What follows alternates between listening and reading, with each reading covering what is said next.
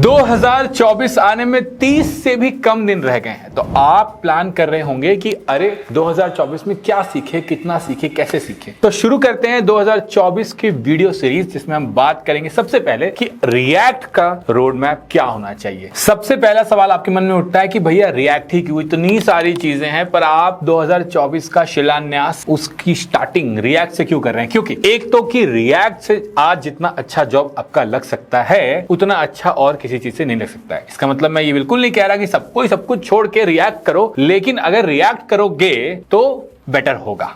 दूसरी चीज, इस वीडियो में घुसने के पहले हमें यह भी समझ लेनी चाहिए, ये रोड मैप हम कब यूज करें। ये क्वेश्चन भी आपके मन में आता है कि भैया इतनी सारी चीजें बता दी और बोल रहे हैं सीख जाओ 2024 में, तो कब? तब जब आपको कुछ चीजें जो इनके ऊपर है वो आती हो। पहली चीज, आपको प्रोग्रामिंग आनी चाहिए। दूसरी चीज, आपको HTML CSS यानी कि वेब डेवलपमेंट के बेसिक्स आने चाहिए। तीसरी चीज, आपको जावास्क्रिप्ट आनी चाहिए। चौथी चीज, आपको वनीला जावास्क्रिप्ट थोड़ा बेसिक आना चाहिए। अगर वो थोड़ा बेसिक वनीला JS आपको आता है तो आप रिएक्ट में घुसो, और उसके बाद रिएक्ट को भी देखो। रिएक्ट में घुसते ही छा नहीं जाना है, बिल्कुल ऐसा नहीं होना चाहिए कि अरे भैया ने कहा था react router, react Redux, react query, तो हम पहले वो सीखेंगे। नहीं, कभी भी मैं ऐसे सीखने के लिए नहीं बोलता। पहले रिएक्ट सीखो। रिएक्ट में बेसिक छोटे-छोटे भर भर के ढेर सारे एप्स बनाइए। जब वो छोटे-छोटे भर के एप्स आप बना लेते हो तो रिएक्ट पे उसके सिंटैक्स पे जब हाथ खुल गया है तो फिर थोड़े बड़े एप्स बनाइए। ऐसे भी वीडियोस मैंने बनाए हैं कि रिएक्ट में किस तरह के एप्स आपको जॉब दिला सकते हैं, जिसमें इन सारी चीजों की, जिसकी हमने बात की है, बहुत जरूरत नहीं रहती है। तो वो एप्स पहले बना लीजिए। जॉब्स के लिए अप्लाई करते करते ये चीजें भी सीखिए। तो ये थोड़ा सा रिएक्ट इंटरमीडिएट रोड मैप है आपके लिए। रिएक्ट का बिल्कुल बेसिक वाला जो रोड मैप है वो भी मैं जल्द लेकर आऊंगा। इस पर बहुत अच्छे स्ट्रक्चर से लेकर आऊंगा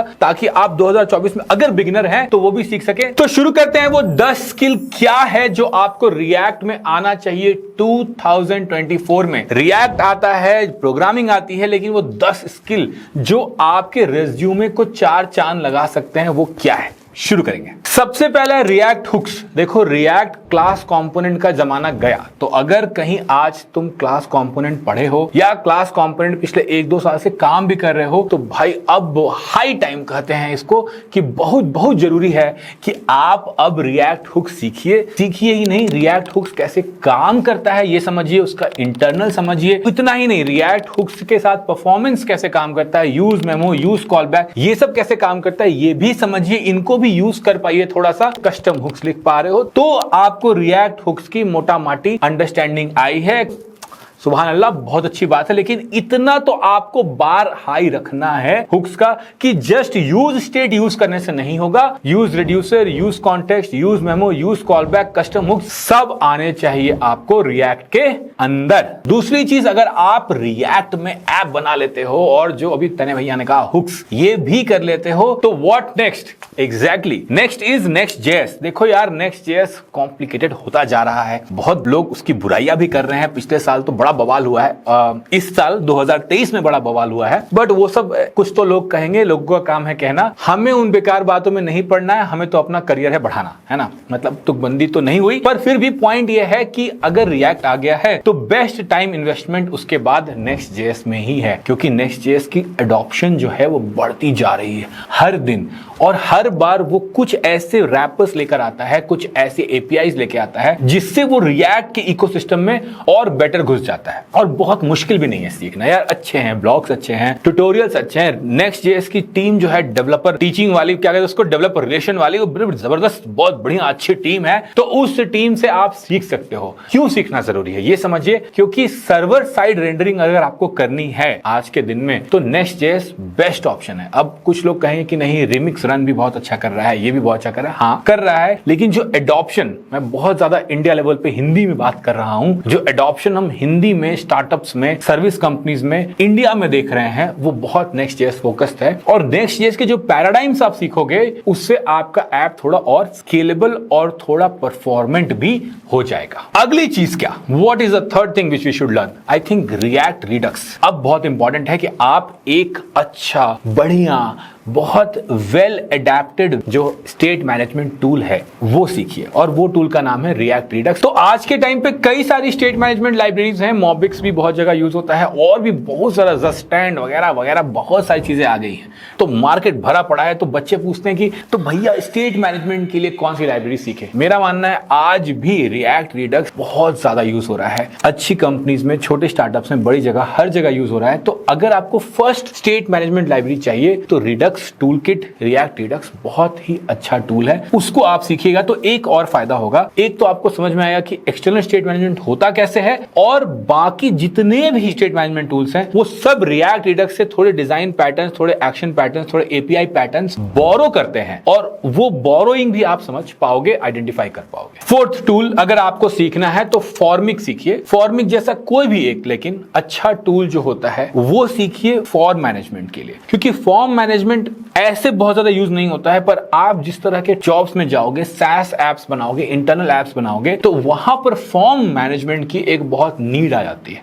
इसलिए आप देखोगे कि जो बढ़िया यूएस वाले ट्यूटोरियल है उनमें इस पर ध्यान नहीं दिया जाता, जबकि इंडियन ट्यूटोरियल्स पे इस पे बहुत ध्यान दिया जाता है, क्योंकि इंडिया में जब हायरिंग होती है तो ये स्टैंड आउट करता है आपके लिए। तो एक form management tool, data validation कैसे करते हैं, स्टेट मैनेजमेंट कैसे करते हैं फॉर्म के अंदर, ये सब आप सीख जाओगे। फिर से मैं एक बात कहता हूं, कई बार ये होता है कि हम कहते हैं भैया रिडक्स सीखे, जस्टैंड सीखे, फॉर्मिक सीखे, ये सीखे, वो सीखे। तो एक जो वेल एस्टैब्लिश्ड टूल होता है ना, उसको अगर आप सीख लेते हो तो उसके पैटर्न्स आपको हर जगह दिखने लगते हैं, आपके कॉन्सेप्ट्स क्लियर हो जाते हैं। फिर आपको दिखता है कि अच्छा फॉर्म मैनेजमेंट टूल में ये 10 फीचर्स होते हैं और ये 10 फीचर्स इस दूसरे मैनेजमेंट टूल में इस तरह से होते हैं, तो वो बहुत ईजी हो जाता है सेकेंड थिंग पिक करना। इसलिए मैंने क्या किया कि इस लिस्ट में हर का टॉप आपको बता दिया है, उसका जो सेकंड और थर्ड या फोर्थ लाइब्रेरी जो होगा वो आप आइडेंटिफाई कर लोगे, खुद भी सीख लोगे, उसके लिए बहुत परेशान होने की जरूरत नहीं है। सारे 2024 के वीडियोस बहुत अमेजिंग होने वाले हैं, तो आप शेयर करना, लाइक करना और सब्सक्राइब करना बिल्कुल मत भूलिएगा, क्योंकि मैं बहुत एक्साइटेड हूं 2024 में आपके सक्सेस के लिए, और बहुत इन्वेस्टेड भी हूं, पर हमारा साथ तो बना रहना चाहिए। पांचवी चीज जो है वो है रिएक्ट क्वेरी। देखो एपीआई कॉल करना is an integral part of app development. Basic API call तो आप सीख ही चुके हो, रिडक्स टूलकिट से आप और बेटर एपीआई कॉल्स कर पा रहे हो, लेकिन एक समय आता है हर इंसान की जिंदगी में कि उसे कैश भी चाहिए होता है, उसे परफॉर्मेंस भी चाहिए होता है, उसे वो भी चाहिए, ये भी चाहिए, उसे डेटा वैलिडेशन भी चाहिए, इनवैलिडेशन भी चाहिए, कैश इनवैलिडेशन भी चाहिए। तो मतलब उसे लगता है कि यार अब हमें बहुत आता है, तो अब हम एपीआई कॉल्स भी बड़े स्टाइल से करेंगे। तो जब आपको स्टाइल से एपीआई कॉल करने का मन करने लगे तो रिएक्ट क्वेरी बहुत अच्छा जवाब है। तो उसके पैटर्न्स को समझिए, तो जो बाकी भी इस तरह के टूल्स हैं, एपीआई कॉल मैनेजमेंट टूल्स या लाइब्रेरीज, वो आपको समझ में आ जाएंगे। रिएक्ट वर्चुअलाइज्ड, ये एक चीज है जो मतलब हर जगह यूज होती दिखेगी। आप फ्लिपकार्ट पे चले जाओ, आप फेसबुक पे चले जाओ, आप एयरबीएनबी पे चले जाओ, आप कहीं भी जाओ एक अच्छे वेबसाइट पे, एक अच्छे वेब ऐप पे, तो आपको वहां क्या मिलता है? आपको मिलता है scroll scroll scroll scroll.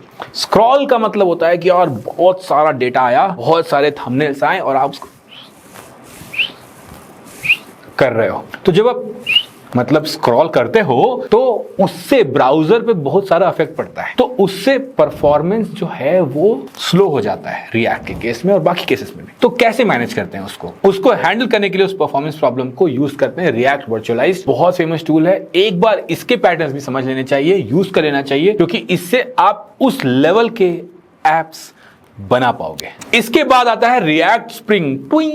Spring मतलब जिसमें थोड़ा मोशन हो सके। तो रिएक्ट में एनिमेशन और मोशन बहुत ही मुश्किल हुआ करता था एक समय पे। फिर रिएक्ट स्प्रिंग बोला कि भाई और बहनों आप लोग साइड हटो, मैं इसको इतना सिंपल कर दूंगा, इतना आसान कर दूंगा कि हर कोई अपने ऐप में आराम से, बड़े आराम से एनिमेशन लगा पाएगा। क्योंकि क्या है ना, एनिमेशन के साथ प्रॉब्लम्स ये होते हैं कि डिफॉल्ट लोगों को नहीं पता होते, तो कुछ भी सेट कर देंगे, कुछ भी कहीं लगा देंगे, तो वो बड़ा गंदा लगता है। तो यूजर एक्सपीरियंस को इनहैंस करने के लिए एनिमेशन लगाया जाता है, लेकिन कई बार घटिया एनिमेशन यूजर एक्सपीरियंस को डिस्ट्रैक्ट कर देता है, उसको खराब कर देता है। React Spring takes care of it. वो आपको प्रिमिटिव्स ऐसे देता है जिसमें आप ढंग का काम कर सको बिना बहुत सारा टेंशन लिए। तो इसके एपीआईज भी थोड़ा देख लो। अब बचे हैं लास्ट 3, तो आपको बताते हैं 7th नंबर पे है रिएक्ट टेस्टिंग लाइब्रेरी। अब आप बोलोगे टेस्टिंग क्यों भैया, ये तो चैट जीपीटी भी कर देता है। हाँ कर देता है, लेकिन जैसे जैसे आपका ऐप बड़ा होता जाता है, कंपोनेंट्स थोड़े बड़े होते हैं, थोड़े कॉम्प्लिकेटेड होते हैं, तो आपको खुद भी उसे टेस्ट लिखना आना चाहिए और टीडीडी करने आना भी चाहिए। रिएक्ट टेस्टिंग लाइब्रेरी काफी बढ़िया है यार। रिएक्ट टेस्टिंग लाइब्रेरी के पहले हम टेस्ट करते थे इंप्लीमेंटेशन को, मतलब हम अपने कोड को टेस्ट क्या करते थे, लेकिन रिएक्ट टेस्टिंग लाइब्रेरी के रचयिता ने कहा टेस्टिंग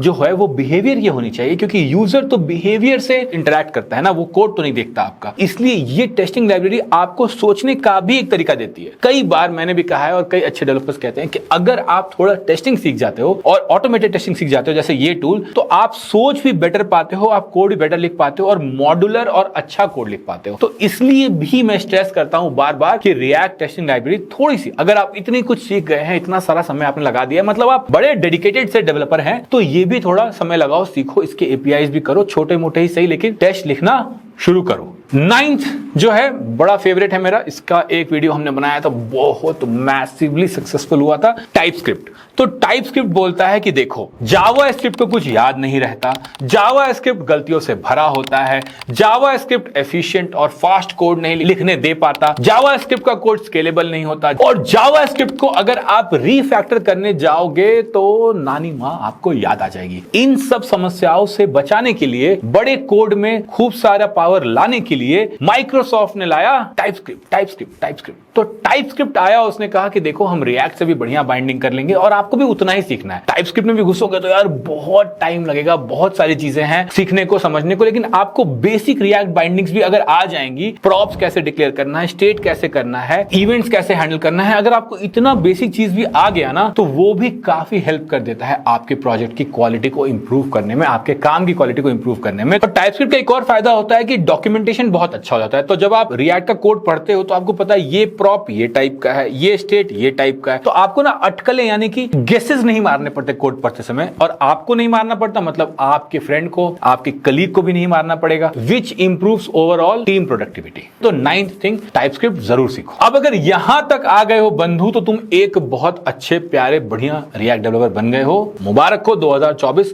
आपके लिए बहुत अच्छा हो रहा है। 10वीं चीज क्या है? 10वीं चीज है रिएक्ट नेटिव। रिएक्ट नेटिव सुन के लगता है कि यार अब तो कुछ और ही चिड़िया, मोबाइल डेवलपमेंट करना पड़ेगा ये वो, लेकिन यही तो क्वालिटी है रिएक्ट नेटिव की। इसीलिए तो इंडिया में इतने ऐप डेवलपर्स जो रिएक्ट में हायर होते हैं 1 से 2 साल के अंदर रिएक्ट नेटिव में शिफ्ट करने लगते हैं, क्योंकि बहुत सिंपल है, वही HTML, वही CSS, वही रिएक्ट, बस मोबाइल पर। और पावर इतनी अच्छी है कि iOS और एंड्रॉइड दोनों के लिए आप ऐप लिख पाते हो रिएक्ट नेटिव के थ्रू। अगर इस साल यानी 2024 में तुम्हारे पास 2-4 वीकेंड हैं, तो मेरा ये कहना है कि उसको लगाओ रिएक्ट नेटिव सीखने में। आपके लिए एक नया आयाम, एक नया डायमेंशन खुल जाएगा of jobs end of quality of work both. तो ये एक बहुत अच्छा इन्वेस्टमेंट हो सकता है। अगर आप टॉप 9 चीजें करते हुए आए हो तो आपको रिएक्ट अच्छी खासी आ गई है। अब एक और लाइब्रेरी, एक और टूल सीखने से बेटर है कि रिएक्ट नेटिव में अपना टाइम इन्वेस्ट करो। यार ये जो सारे टॉपिक्स हैं यहां पर 10 के 10, इन 10 का मेरे पास डिटेल्ड रोड मैप भी है कि कैसे सीखना है, क्या सीखना है, कैसे करना है, क्या बनाना है, क्या बना के सीखना है, कैसे समझ में आएगा कि जो सीखना था वो आपको आ गया है। अगर आपको इसमें से कोई भी डिटेल रोड मैप चाहिए तो प्लीज कमेंट में बताइए। जिसके कमेंट सबसे ज्यादा होगा उसका वीडियो 2024 सीरीज खत्म होते ही ये आ जाएगा।